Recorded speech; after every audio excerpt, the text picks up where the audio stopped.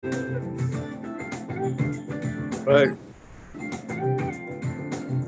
Because I got to learn how to smile like you. Yeah, still this old face. And now stay tuned for another original Studio B production right here on the Voice 17104.com.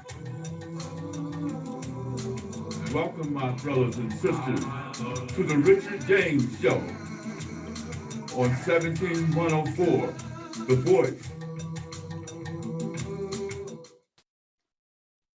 Why stretch forth thy hands toward the sky, under which we live and die? Live, for we know not where we go, nor when. Live, for we know not where we go or why. That was a poem written by Omar Khayyam, the Rubaiyat of Omar Khayyam. There was the door to which I had no key, a veil beyond which I could not see. Some talk a while of thee and me there was, and then there was no more of thee and me. I'm going to do some different things. You can say Richard does all kinds of stuff. So where's he coming from now? Well, let me just say this. In 1967, I moved to the Burg, Harrisburg, capital of the state of Pennsylvania. Lived there, I guess, for about 6 years. And then ultimately, I received a position on the West Coast in the city of Seattle. There's a song about Seattle. Prettiest skies I've ever seen were in Seattle. Seattle was voted twice as the country's most livable city. Twice. Absolutely one of the most beautiful places on the planet Earth. Recently, they've had some problems like other West Coast cities. And Seattle's, by the way, on the West Coast, in what they call the Great Northwest.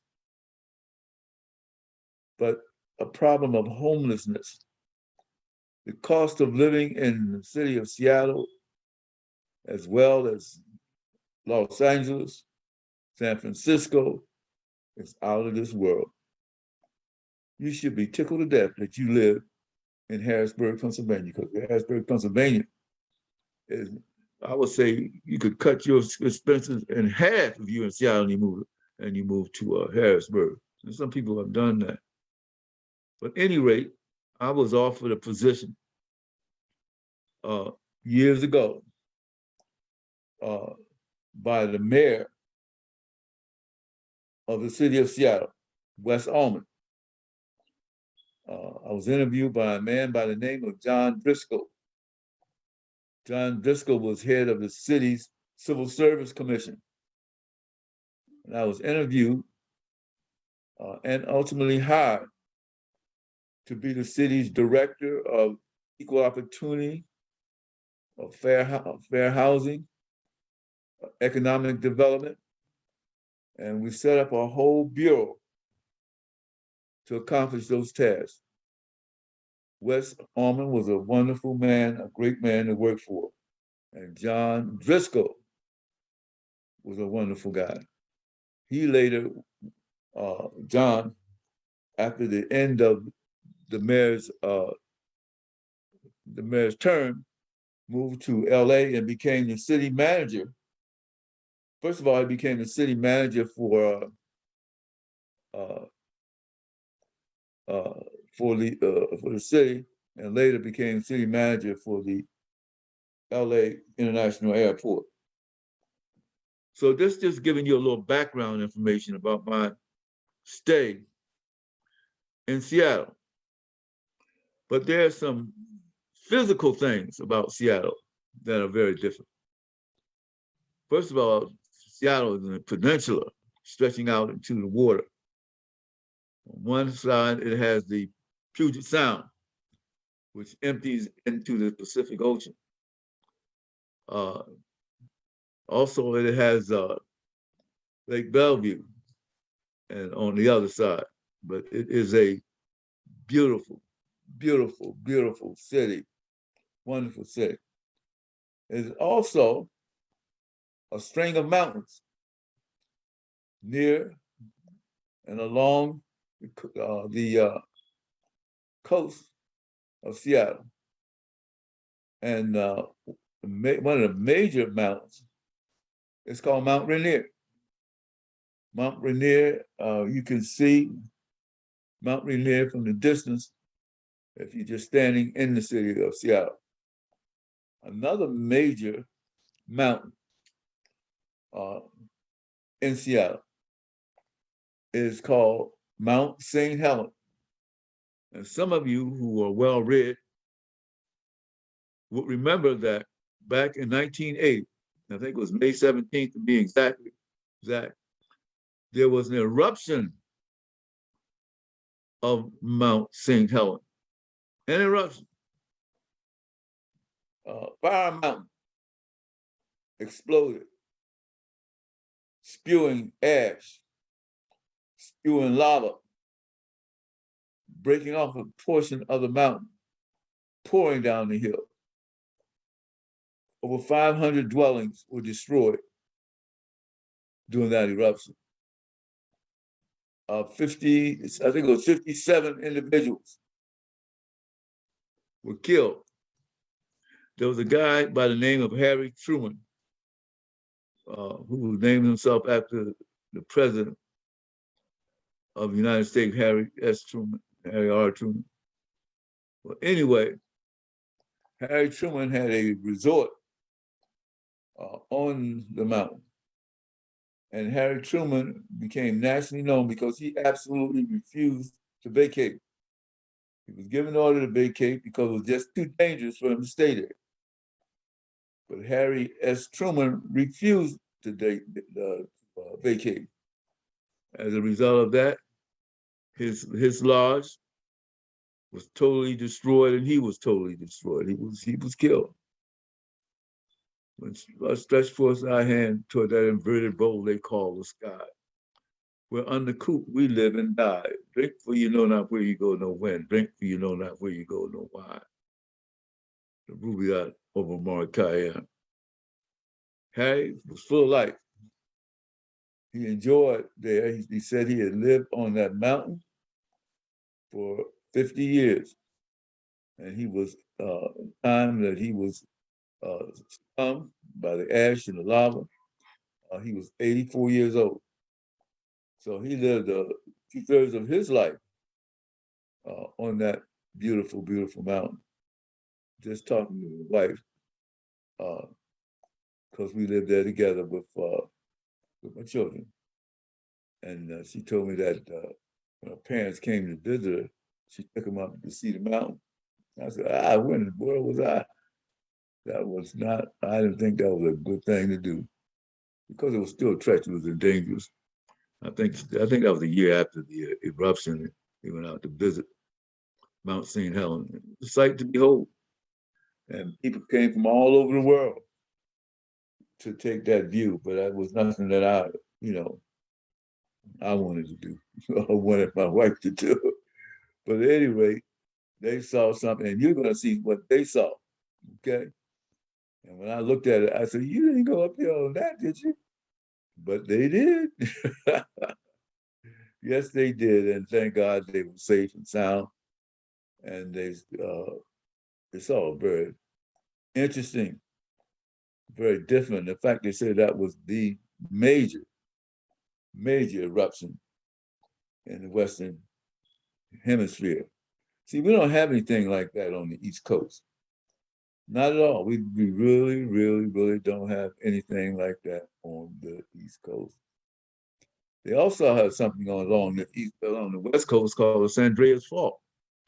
There's a fault line that runs from the Northwest in Seattle all the way down to LA. And people are saying sooner or later, it's going to crack open. And when it does, it's going to be hell on earth. And it's real. There's no fantasy. There's no make-believe. There's no put on. but there is that fault, and are those mountains. One day, now Mount St. Helens is huge, but Mount St. Helens cannot touch Mount Rainier. One of these days, Mount Rainier is going to explode. It's going to happen, folks. And let me tell you, hell on earth. I want you to see this film because I want you to get an idea of what it's like. Now, when we were out there for 11 years, we felt a lot of tremors. You know what a tremor is? Your house, everything shakes. And that happens. Tremors were like a regular thing when we lived in Seattle. Actually, we lived in Seattle. Let me correct that. At the time, we lived in Kent. Kent was outside of Seattle. And later we moved to a city called Federal Way. And we bought a very, very beautiful home. That's one thing I say. We were able to buy some very, very gorgeous home and live in some wonderful neighborhoods with some wonderful people. But we also were very active. And that volcano came at a time, I can remember the day it came. I was driving, and my two of my kids, because they weren't all there, Omari, my son, and Maria Consuela, my youngest daughter, they were out playing in the yard. And then this tremendous ash cloud came over. And at first they thought it was snow. They said, "Ooh, it's snowing. What's it doing snowing in May?" And when they touched it, it didn't feel like snow. It wasn't snow. It was ashes. And we were almost, I would say we were at least 60, 70 miles from the mountain. But yet a dark cloud came over us. And the ashes fell like a storm. It was something. The ashes fell like a storm. It was tremendous. And of course, it scared the dickens out of everybody because, first of all, it was the largest eruption that has taken place on the planet that we know of. It was the largest. And so no one was prepared, and no one had ever seen the last time this mountain erupted was 100 years ago. So there wasn't too many centenarians around that could remember the first eruption. Just didn't happen. So at any rate, so people had no experience in dealing with this kind of thing. But it exploded. And there was an ash cloud and a darkness that came over the deep. And they enjoyed playing in it for a while, and then I think they got a little scared. I'm talking about my son and my youngest daughter. They would have a good time together out there playing and doing stuff. But when that darkness came over, and then all those white ashes began to fall, and it wasn't snow, it wasn't gold. It was not snow. They said, "Oh, what in the world is this?" I think it scared the ever living daylights out of them. But it was quite an experience, and it was kind of experience for me. I'm not going to claim to be Mr. Mancho, but I was driving when it happened, and I said, "Oh my goodness, it's snowing in May." But the snow looked a little different. And I got out the car and I touched that. I said, "Whoa, this is not snow. This is ashes." I turned on the radio, and Mount St. Helens had exploded. It exploded, it exploded, it exploded. And we, the living, and thank God, we're living to be able to tell you the story of what happened that day, May 17th, 1980. We moved to the city of Seattle in 1976. In July 1976, I went back and I had moved there earlier and was working. But July of 1976, my wonderful wife, and my youngest daughter came to stay with me. And that was one of the happiest days of my life. I was so glad to see those two women. Not women, because one's a woman and one was a toddler. Maria was about 2 years old. I thought she would forget me. But she didn't forget the old man. She didn't forget her daddy. Ran right through her daddy at the airport. But I brought him into a whole different kind of world, different topography. Seattle had a lot of beautiful features, beautiful islands, beautiful lakes. All that was part of Seattle, Washington. And they had a song, The Prettiest Skies You Ever Seen, were in Seattle. And it rained a lot. People always talking about Seattle rain. I'm gonna tell you, one thing that the rain did, it made everything green and plush. So Seattle was a most beautiful, beautiful green belt. Lovely, lovely, lovely, lovely, lovely. And we thoroughly enjoyed it. And when we moved back to Harrisburg, and I was hired by Robert B. Casey to come in and run the state's Equal Opportunity Affirmative Action Program, and which I did, which gave me an opportunity to come back into an area closer to my friends and to my family, and especially children. I did that. But we had every intention of moving back to Seattle one day. I think that's no longer the case, but we thought about it just because of the beauty of this land. And I got lots of relatives out there, not that far from the mountain. We got folks out there that have been out there for years who are my relatives. Some of the Hopkins, some of the James, some of the Ponders, all my people. But I'm gonna tell you something. I want you to watch this film. And you've probably seen some films with some eruptions, but they tell me that the eruptions that take place in Hawaii is nothing like this. This will bring information to you, give you an idea of what it's like in this type of God-made thing, nature-made thing. And we hope you enjoy it. Okay, we're gonna run the video. We're gonna take a look at the eruption on Mount St. Helens, the Great Northwest. Just want to rearrange that day. So we watched 15 seconds. It will never leave my mind. Tonight on Minute by Minute, the Mount St. Helens eruption. March 27th, 1980, southwestern Washington State, 6:02 a.m. The sun rises over the Cascades Range, a chain of volcanoes situated above the Pacific Fault Line. Towering over the landscape is the 9,677-foot Mount St. Helens. Known because of its beauty as the Mount Fuji of the United States, the volcano has been dormant for 123 years. Hundreds of campers, hikers, and photographers are converging on the mountain for the weekend. It's also a work day for over 300 forestry workers. Near Spirit Lake, less than 5 miles from the summit, U.S. Forest Service Supervisor Kathy Anderson and her tree planting crew hear what sounds like a small explosion. What was common around there, because of the private timberlands in that area, were road building and other activities, so we kind of assumed that that had been just stump blasting or something. But in fact, Mount St. Helens has awakened from its long slumber with a small eruption of steam and ash, opening a 250-foot wide crater in the summit. Within minutes, word reaches the Menlo Park, California office of the U.S. Geological Survey, or USGS. On hand that afternoon is geologist Don Swanson. We quickly packed our bags and jumped on the first flight up to Portland.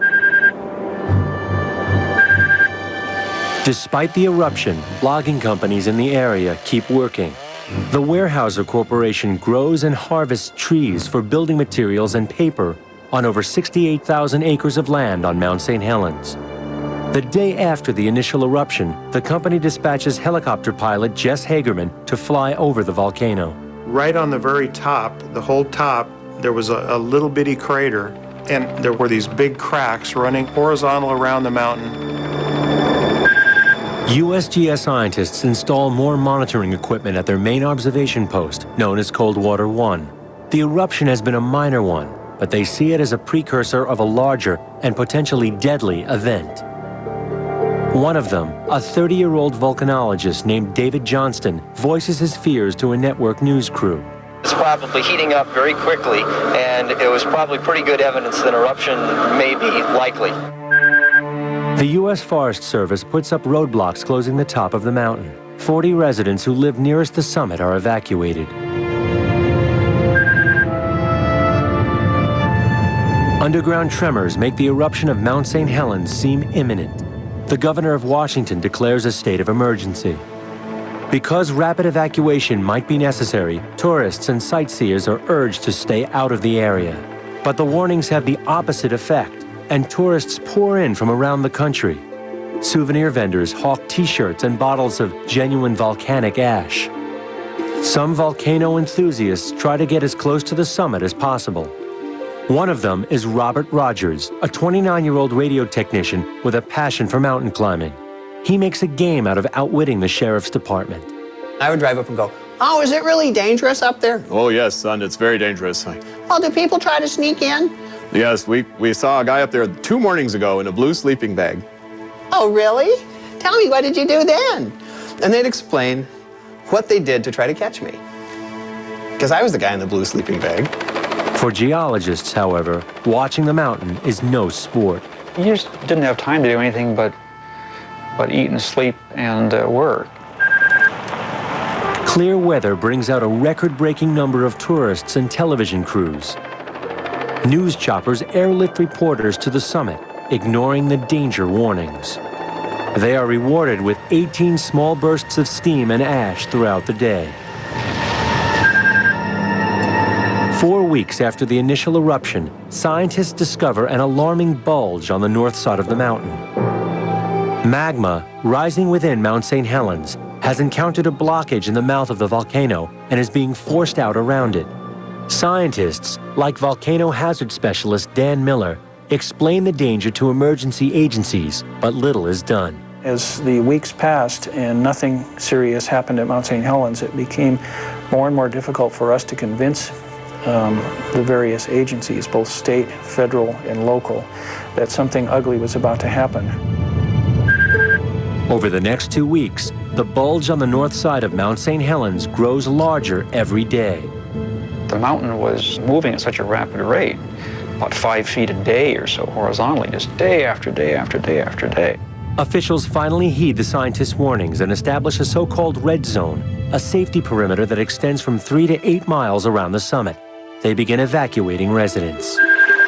On the banks of Spirit Lake, less than 5 miles from the summit, an 84-year-old resident named Harry R. Truman, no relation to Harry S. Truman, tells reporters he has no plans to leave. That's my life. Spirit Lake and Mount St. Helens is my life, folks. I've lived there 50 years. It's a part of me. That mountain and that lake is a part of Truman, and I'm a part of it. Truman's defiance of authority makes him a folk hero overnight. May 1st, 1980. A month has passed since the first eruption. Without another major event, public excitement dies down. But the ominous bulge on the mountain continues to grow. The U.S. Geological Survey sets up a new observation post, Coldwater 2, 5 miles northeast of the summit. This one is 3 miles closer to the volcano than the existing site at Coldwater 1. At Coldwater 1, Ro Finley, an assistant editor with National Geographic magazine, is interviewing 27-year-old photographer Reed Blackburn when the ground begins to tremble. I looked at Reed without saying anything, but with concern, and he said, "Earthquake, I think it's about a 4.5. The earthquake is just one of many that occur each day on the volcano, but any one of them could trigger an eruption. Blackburn, on assignment with the Vancouver Columbian newspaper, is ready if the mountain erupts. He is positioned where he can trigger 2 remote control cameras placed 1 mile from the summit. A graduate student manning Coldwater 2 must leave for the weekend. Geologist Don Swanson and his colleague David Johnston agree to take turns filling in for him. Dave said, okay, I'll do it for Saturday night if you can come up on Sunday and replace me. May 17th, 1980, 8 a.m. It's been more than a month and a half since the first eruption. Despite the fears of USGS scientists, many of the residents evacuated from the red zone are convinced that the crisis has passed. They gather at the roadblock nearest Spirit Lake. Tempers flare as they try to return to their homes. We're paying taxes and we'd like to use our property. I'm not afraid. Governor Dixie Lee Ray relents and gives them permission to visit their homes today and again on Sunday. Everyone had to sign waivers, releasing the county from any blame for what might happen to them while they were inside the red zone checking out their property. The beautiful day brings a number of campers out into the Washington woods. At Jericho Hole on the Toutle River, 25 miles west of Mount St. Helens, high school sweethearts Venus Durgan and Roald Reeton parked their car by a favorite fishing spot. There were no other people around us at all, so we just listened to the radio and sat up. Roald has hidden a bottle of champagne deep in their cooler, a surprise treat for Sunday night. 6 miles west of the summit, Ty Kearney, a ham radio operator, volunteering to monitor the mountain for the state of Washington, receives a transmission from a fellow volunteer, Jerry Martin of Concrete, Washington. Martin has stationed his radio van at a perfect viewpoint, just 7 miles away from the bulging north side of the mountain. Backpacking with his wife, Lou, and their 2 young daughters, 3-month-old Tara and 4-year-old Bonnie, Mike Moore passes up 2 campsites. This was Bonnie's first backpacking trip.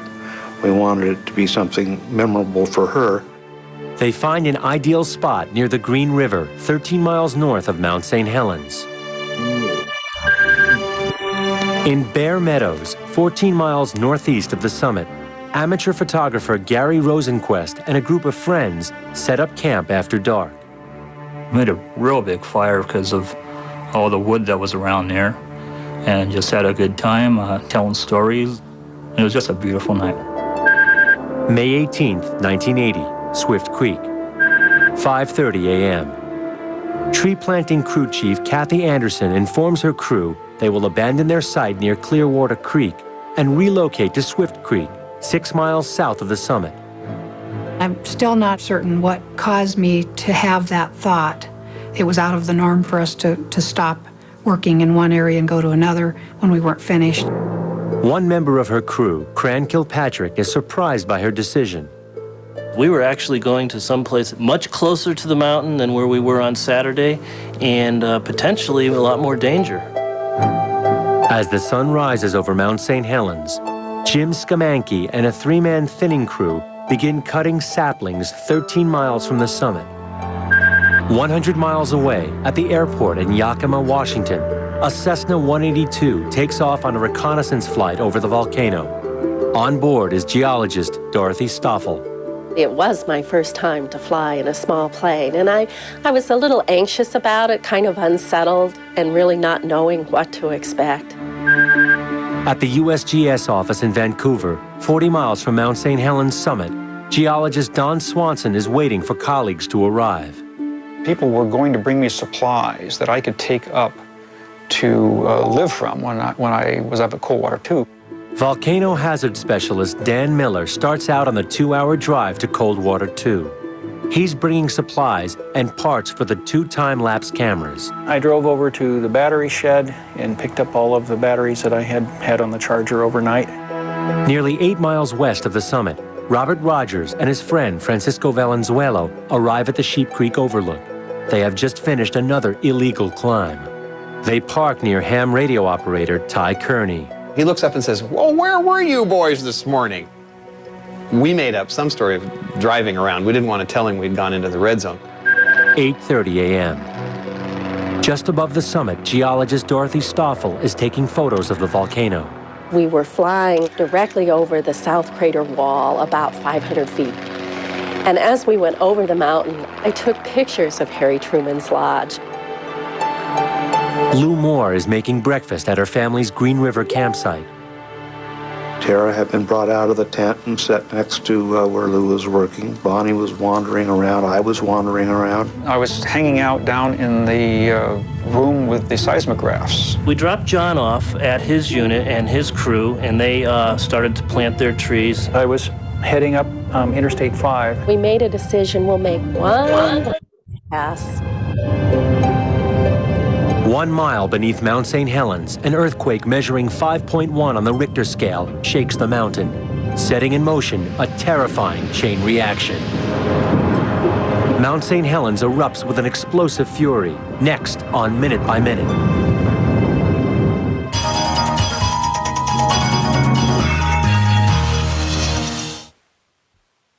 And now back to Minute by Minute.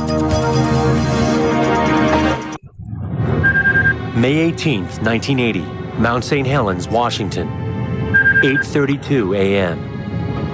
An earthquake measuring 5.1 on the Richter scale rips through the core of Mount St. Helens. We began to see this enormous fracture open up. It was as though you were slicing the mountain in half. The whole north side of the mountain began to shake. Seconds later, like a zipper from east to west, these little brown detonations, poof, poof, poof, zipped right across the top of the mountain. Suddenly, I just looked up, heard some sound, and looked up, and here was this tremendous signal. The ground moved a little bit, and then, oh my God, the whole mountain took off.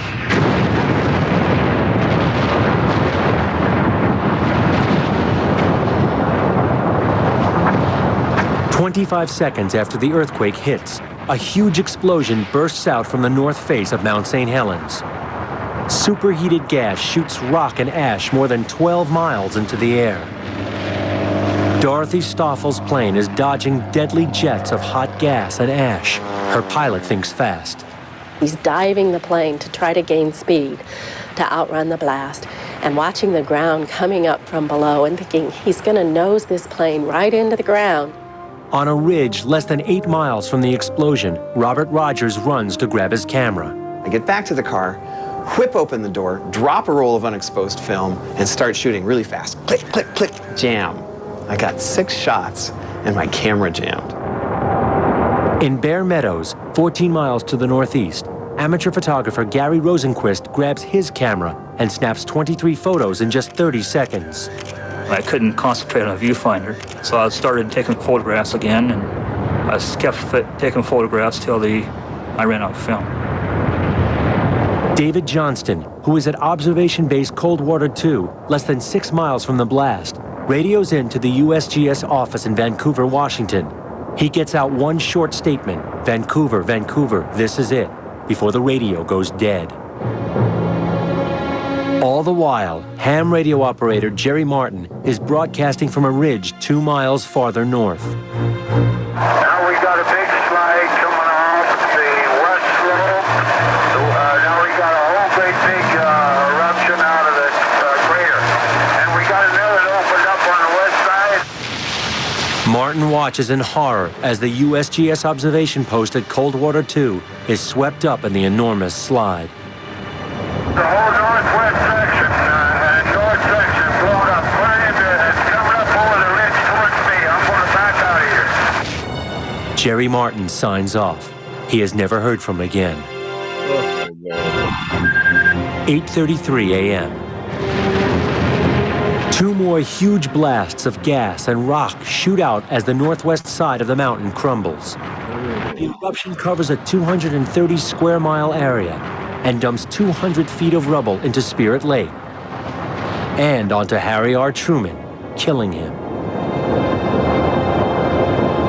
Above the mountain, Dorothy Stoffel's plane banks south and pulls away from the blast.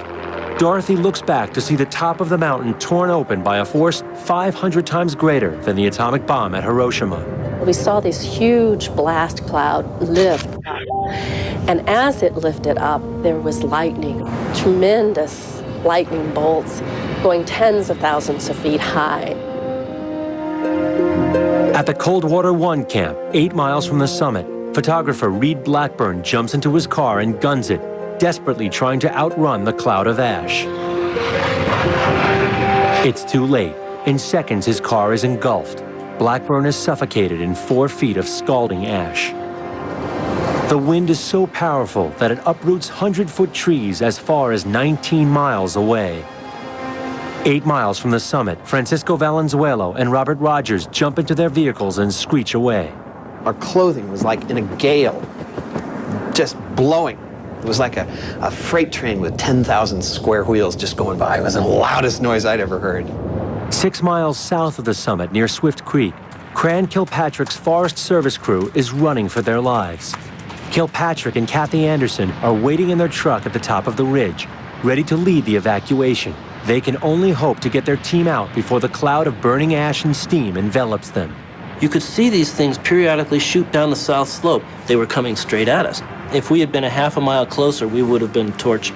What Kilpatrick and his colleagues don't yet realize is that if they had stuck with their original plans to work on the north side of the mountain, they would all be dead. Still, the crew is far from safe. Laden with tools, they are slow to climb the steep slope to their vehicles. Kathy calls on her radio, "Dump all the equipment, let's get out of here." Minutes later, everyone reaches their trucks and drives to a rendezvous site where they wait for word on a safe evacuation route from a spotter plane. You could just see the debris going overhead, and we had lightning around us. USGS geologist Dan Miller is on Interstate 5, 15 miles southwest of the mountain. He's on his way to meet David Johnston at Coldwater 2 when he sees the eruption column. I realized immediately that this was really a huge and very serious eruption. I quickly crossed over the median on Interstate 5 and I went racing back into Vancouver. 13 miles north of the summit, Mike and Lou Moore and their daughters, 3-month-old Tara and 4-year-old Bonnie, look up to see a tremendous cloud towering over the trees. Mike grabs his camera. The more pictures I took, the more apprehensive I got because the blast was not going up, it was coming toward us like it was being shot out of a shotgun. The ash, hot enough to burn skin on contact, is surging down the mountain at a rate of up to 300 miles an hour. 11 miles southwest of the summit, Robert Rogers is in his car, following Ty Kearney's van down a winding mountain road. The group is trying to outrun the cloud, but in the ever-thickening haze, Rogers loses sight of the van. Kearney goes on to safety, but Rogers and Valenzuela are stuck in the swirling ash. The second time we passed this gigantic Caterpillar tractor in the dark, we knew we were lost. High above them, Dorothy Stoffel is in a small airplane, hoping to put some distance between herself and the mountain. We began to see this huge grouping of aircraft rushing towards the mountain, and we thought, just like the media, they're going to get there as fast as they can while we're trying to leave. Stoffel lands 40 miles away in Portland. 13 miles north of the summit, the Moore family is hit by a shock wave. We felt a squeezing of our bodies, a very tight squeezing. And Lou said that this didn't happen to her, but my ears popped repeatedly, just pop, pop, pop, pop, pop, pop, pop, pop, pop. 40 miles away in Vancouver, the phone rings in National Geographic editor Ro Finley's hotel room. It was Ralph Perry, one of our contract photographers. He said, "Ro, if you'll step out the door of your motel and look to the northeast, you can see Mount St. Helens filling the sky." At his home in Kelso, Washington, Ray Pleasant, a helicopter base manager for the Weyerhaeuser Corporation, is still in bed when he hears a knock at the door. Our neighbor, she used to monitor the scanner, and she found out that the mountain had erupted. Although his logging crews are outside the red zone, Pleasant needs every available chopper in the air for possible rescues. He immediately heads out to the nearest base. On a small farm 37 miles from the summit, Jess Hagerman, a captain in the National Guard, is getting ready for church. They called me to call and find out how many people we had that were able to fly. Hagerman immediately heads to the Air National Guard base at Fort Lewis, 20 miles away. The vertical column of ash and steam continues to expand upward and outward. 13 miles away at the Green River campsite, ash begins to rain onto the Moore family. They take cover in a dilapidated hunter's shack, but it affords little protection. Mike and Lou Moore's primary concern, keeping their daughters alive.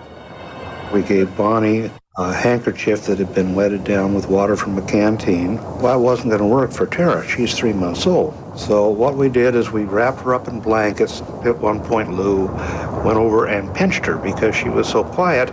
She thought she was dead, and she wanted her to cry to prove that she wasn't dead. And we were all very relieved to hear that cry. The intense heat from the volcano melts the mountain's ice cap, sending 46 billion gallons of water into the Toutle Valley below. Mudslides, heated to 91 degrees and moving at 90 miles per hour, rush down the mountain. 25 miles from the summit, along the South Fork of the Toutle River, high school sweethearts Roald Reeton and Venus Durgan hear the sound of warning sirens. We just pulled the tent right out of the stakes and ran up to the car. Roald guns the engine of his Oldsmobile, but it's too late. The engorged Toutle River is now raging toward them, carrying logs and debris from nearby lumber yards. Surrounded the car and picked up the car, and at that point, the first instinct was to get out of the car, but there was no place to run.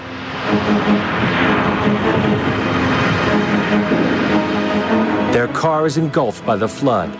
They jump from the vehicle into the swirling mass. I was lucky enough to land on a large log, and Venus went right in between the one I landed on and another one, and was gone, just instantly gone. It's like, I thought she was dead. The couple and hundreds of others on the mountain fight to survive. Next on A&E.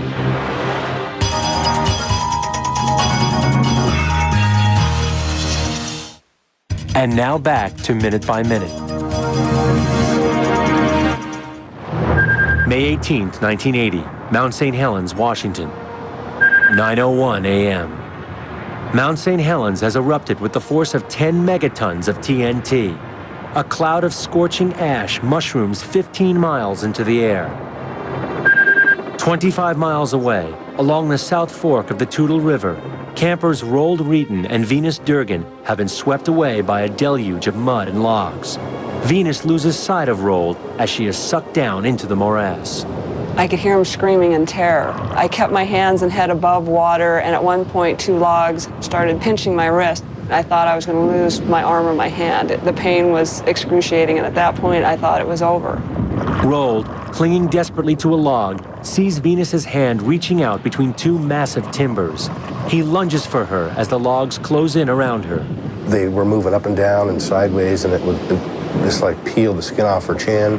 I felt him pull me up on top of a log, and he just kept screaming to hang on. Finally, after a terrifying mile-long ride, Roald maneuvers Venus across the logs and onto the banks of the river. Venus's wrist is smashed, and her right forearm is stripped down to the muscle. She is going into shock, and Roald knows that their only chance of survival is to keep moving. They make their way through the thick forest, hoping to find a way out. Walking back through that was hell. I heard a number of helicopters overhead, so at that point I wanted to get out of that heavy stand of trees we were at and be found. 9 miles from the summit, tree planters Cran Kilpatrick and Kathy Anderson have been waiting for 30 minutes with a convoy of Forest Service trucks. They're hoping a spotter plane will arrive soon to scout a safe route off the mountain. They are in constant danger of being engulfed by burning ash. As the crew waits, tension builds to the breaking point. There's one guy, started to run, and we actually literally had to grab him and throw him back into the van. He got hit, mostly just going to knock some sense back into him. Finally, word comes over the radio that the ash is still too thick to allow a spotter plane to fly into their area. They'll have to find their own way out, driving across the bridge of the already swollen Swift Creek. I ran out onto the bridge. What I wanted to do is see if a mud flow was coming down the Swift Creek. There wasn't one coming, so I signaled everybody across the bridge. Ash is raining down heavily as Kilpatrick jumps into the last vehicle on the convoy.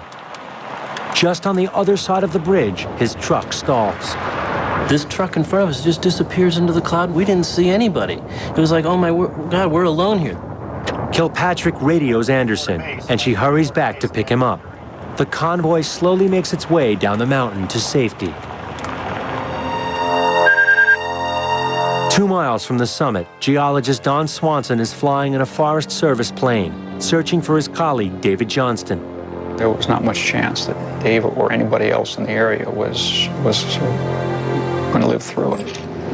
Heading toward the mountain in a second, Roe Finley hopes to reach photographer Reed Blackburn at Coldwater 1. I'd flown over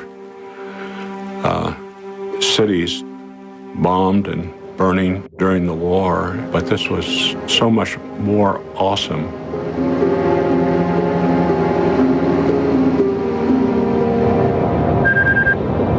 The wind shifts, and the ash cloud heads east, a welcome sight to the Moore family, who are hiding out in an old shack 13 miles to the north of the volcano.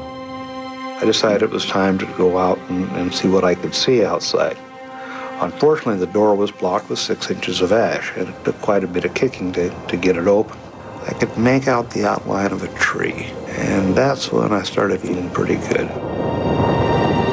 Lou Moore carries 3-month-old Tara, while Mike Moore gathers up 4-year-old Bonnie. He shoulders the backpack containing their tent, food, and survival equipment. On a logging road 8 miles from the summit, Robert Rogers and Francisco Valenzuela are lost in the haze of ash. Then, way behind us out on the west was this little pinpoint of light. That little spot of light got bigger and bigger and bigger. as the air slowly clears, Rogers and Valenzuela are able to navigate their way out. The ash cloud reaches Yakima, Washington, 97 miles to the northeast. Though no longer hot, the ash makes it difficult to breathe. This is, of course, the source of the big problem, the volcanic ash buildup. I'd say the buildup now is at least 3/4 of an inch. Residents must shovel off their roofs to keep them from collapsing. A weather satellite captures photos of the ash cloud as it stretches across Washington state and reaches Spokane, 200 miles to the northeast of Mount St. Helens. It has taken nearly 3 hours for badly injured campers Roald Reeton and Venus Durgan to struggle through the dense forest. I knew we had to go upstream because we floated underneath the bridge. I figured if anybody was going to be anywhere, they'd be there.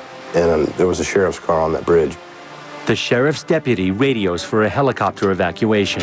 512. Nearly 4 hours after the first explosion, the eruption is still going strong. Fresh magma was rising up and was escaping from the volcano. Jets of burning gas sweep down the flanks of Mount St. Helens at up to 80 miles an hour. 11 miles from the summit, Mike Moore and his wife Lou try to get their young daughters to safety. Weighed down with survival equipment, Mike comes to an area of blown down trees 6 to 12 feet in diameter. I couldn't carry Bonnie. Lou couldn't carry her because she had Tara in her backpack, and Bonnie was basically on her own in between us. She's a pretty tough kid, but for 4 years old, you're asking an awful lot. The Moores struggle to keep their children alive as rescuers search frantically for stranded victims. Next, on Minute by Minute.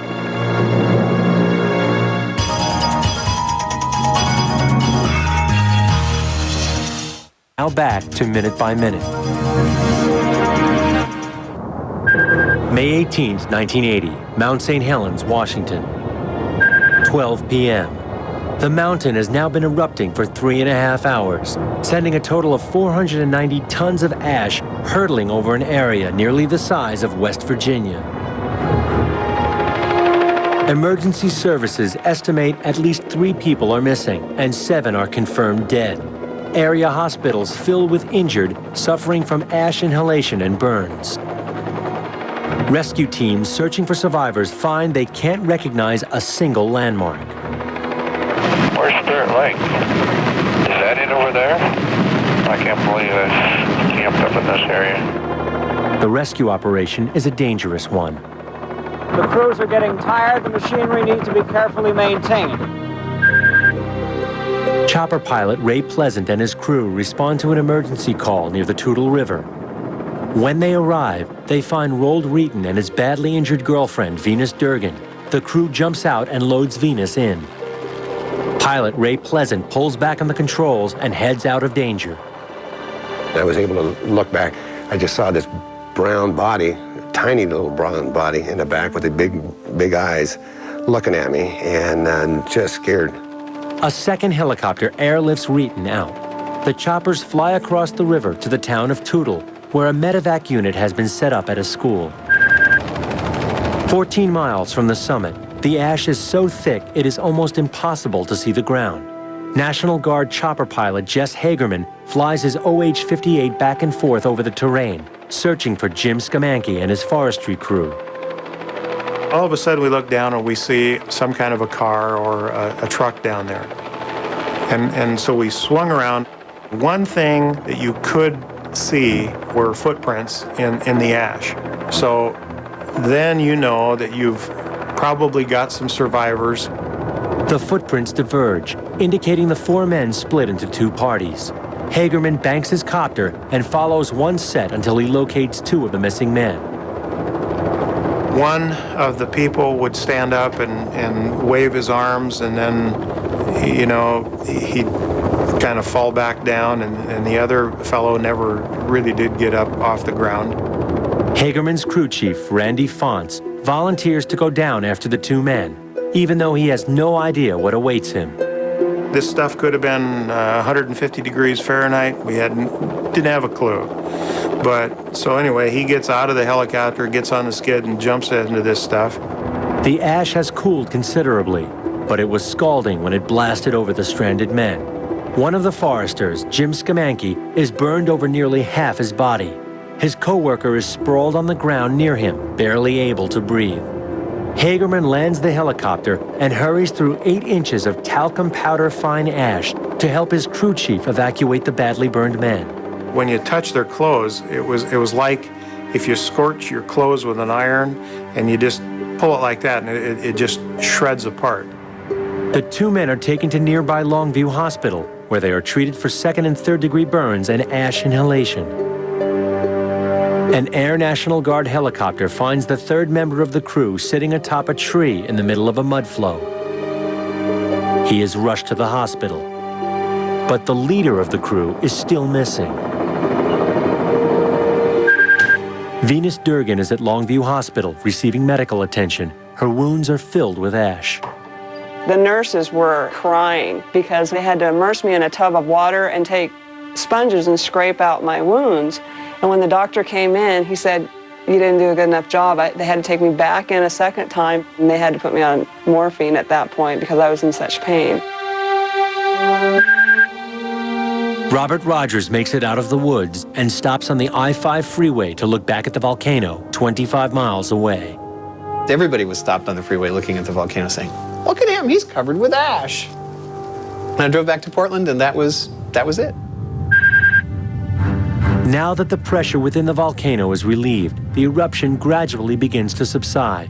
200 square miles of forest have been destroyed. Heavy equipment lays tossed about like toys. 9.5 hours after the eruption, Venus Durgan's boyfriend, Roald Reeton, is released from Longview Hospital into his parents' care.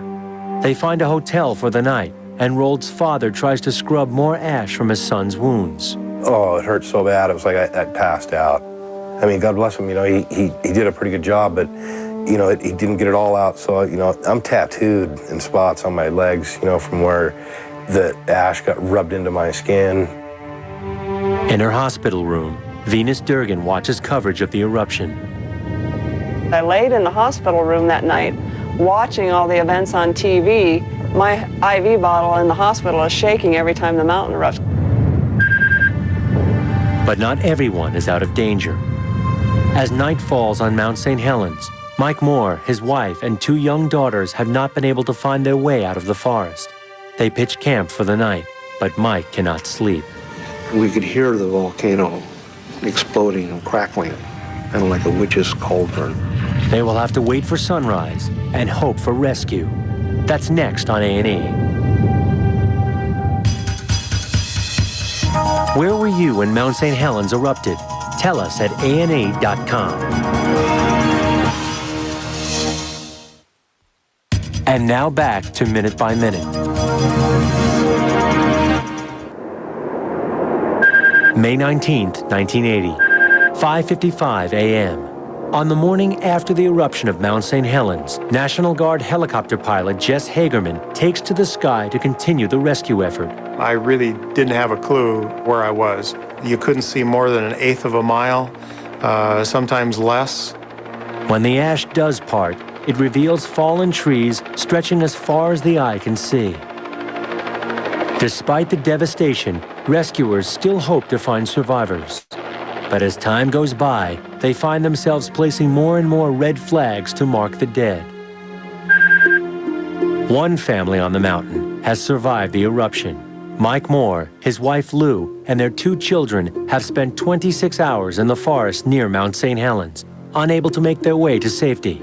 Suddenly, here comes a helicopter flying our direction. They're the 304 squadron out of Portland. They put 2 paramedics on the ground. The Air Force team tries to airlift the family out. Every time the cable came down, the helicopter kicked up so much ash, nobody could see the cable. A cable rescue is impossible. The chopper will have to find a place to touch down.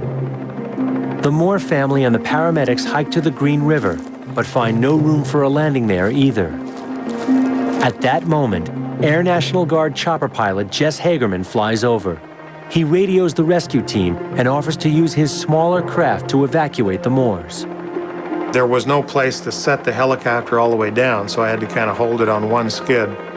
The Moores, who have their 3-month-old daughter Tara in their backpack, climb into the helicopter. They start sticking this great big huge Kelty backpack. I said, we don't have room for that. They said, well, there's a baby in there. I said, well, stuff her aboard. Hagerman takes off and brings the Moore family to nearby Longview Hospital, where they are treated for minor scratches and sent home. Hundreds of volunteers rescue more than 150 people in just 36 hours, but 3 are still missing and 8 are confirmed dead. 31 hours after the eruption, Venus Durgan is released from the hospital. She faces 2 years of physical therapy to regain the use of her flayed arm. 2 days after the eruption, a group of geologists lands near the observation base Coldwater 1. There, they find photographer Reed Blackburn's car. We kneeled down to look inside the car, and there was Reed. His hair was burned and so forth, looking in the car. Yeah. It was pretty gruesome. 3 days after the eruption, President Jimmy Carter flies over the area, surveying the destruction. Federal emergency relief is on its way for the 4 counties hardest hit by the blast. The absolute and total devastation of a region that encompasses about 150 miles. It's the worst thing I have ever seen. The force of the eruption has spewed measurable amounts of ash as far east as Minnesota and as far south as Oklahoma. May 25th, 1980. 1 week after the big blast, the mountain erupts again, sending a column of ash 8 miles high. Compared to the May 18th eruption, it's a minor event and does minimal damage. The death toll now stands at 21, and 72 people are missing. 230 square miles have been devastated, roadways have been swept away, and railroads buried. 68,000 acres of commercial timber worth $400 million have been damaged or destroyed.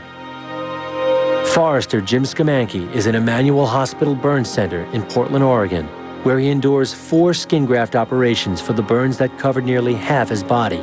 He is the only survivor of his 4-man crew. Along the devastated Toutle River, Roald Wheaton's brother locates the buried car and retrieves Roald's things from the trunk. So he brings in all this stuff, and then he pulls out and shows Roald's parents, hey, look what I found in the back of Roald's car, this big bottle of champagne. We're both underage, and Roald's parents just look at Roald and I, and I just kind of sat there and slithered in my seat, and we laughed. The champagne, it was the best I ever tasted in my life. It was like double sweet, you know, because we lived through that, and that bottle lived through it. No more survivors are found, and bodies are recovered for months after the blast. There is no trace of 30-year-old geologist David Johnston, who was last heard from at the Coldwater 2 observation site. The The body of the last member of Jim Skamanki's forestry crew was finally found in the branches of a tree, about 2 feet above a high water mark made by the Toutle River, dead from ash inhalation. In the end, the death toll will reach 57. Less than a year after the eruption, the first tree is planted in the blast zone. 5 million more are planted over the next 3 years. The Mount St. Helens National Volcanic Monument is established, and tourism increases dramatically, boosting the area's economy. Thousands flock to the mountain, and a new Spirit Lake Highway is built to carry visitors to the spot where Coldwater II once stood. 20 years after the disaster, the National Forest Service organizes a reunion for rescuers and survivors. For those who attend, it is a time to remember and reflect. I was one of the lucky ones, and through that luck of not going back to where we were on Saturday, I'm here today. I don't take life for granted, nor do I take our children for granted. It's not lost on me what a gift it is to have them. Venus Durgan and Roald Reeton have remained friends. The eruption forged a bond that has stood the test of time. The ultimate act of love and friendship that anybody can do is risk their life to save yours. And I don't think you're going to ask for anyone to do anything more for you. And for that, you know, I'll always be grateful to Roald. You know, there'll always be a place in my heart. The May 18, 1980 eruption of Mount St. Helens remains the most devastating volcanic event in the history of the continental United States. Some of its impact has been positive. The U.S. Geological Survey used the data from the eruption to create technological advances, including a satellite warning system for possible eruptions. Their work has saved thousands and honors the 57 men, women, and children who lost their lives at Mount St. Helens. When you see an erupting volcano, the power and the impact, the energy that's being released is truly stunning. And it makes you realize that we are pretty insignificant creatures next to an erupting volcano. This is technically the end of the film. It's amazing, it's devastating. It's a tremendous thing to watch. I lived through it. My family lived through it. We were not on the mountain, but we were very, very close to it. In the city of Seattle, which is really one of the most beautiful cities in the continental United States. You have looked at and viewed many, many shows from Richard James Show. And we're trying to bring you something different, and we try to bring you something that will educate you, you know, on life on the planet. And I mean, we really appreciate you joining us. Always like to remind you that we are down at Saturday at the Lebanon Valley Farmers Market. This is a picture of some of our drums, some of our oils, and some of our clothing.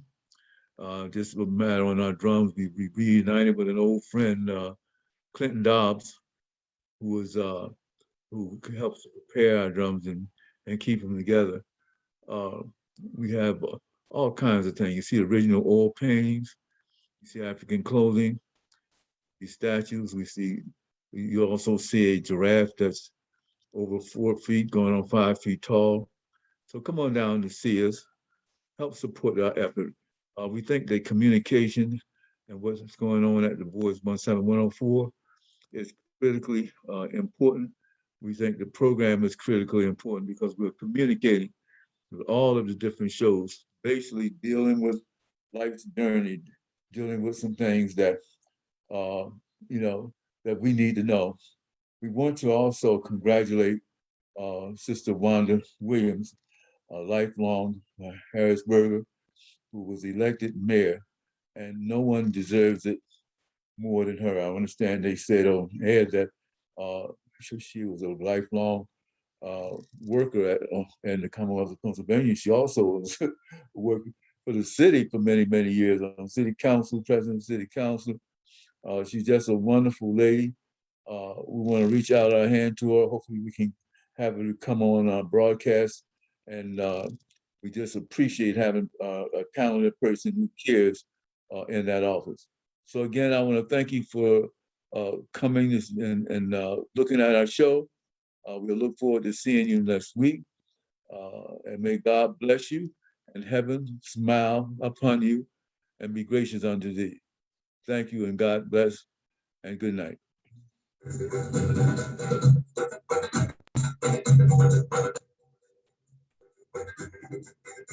Thank you again for tuning in to the Richard James Show. Our African and our African American programs are set up to educate you on what's going on in this world. And thank you for taking out the time to listen. Let us hear from you sometime also. So this is your neighbor and your friend signing off. Until I see you again next week and hear from you again next week. So long. God bless.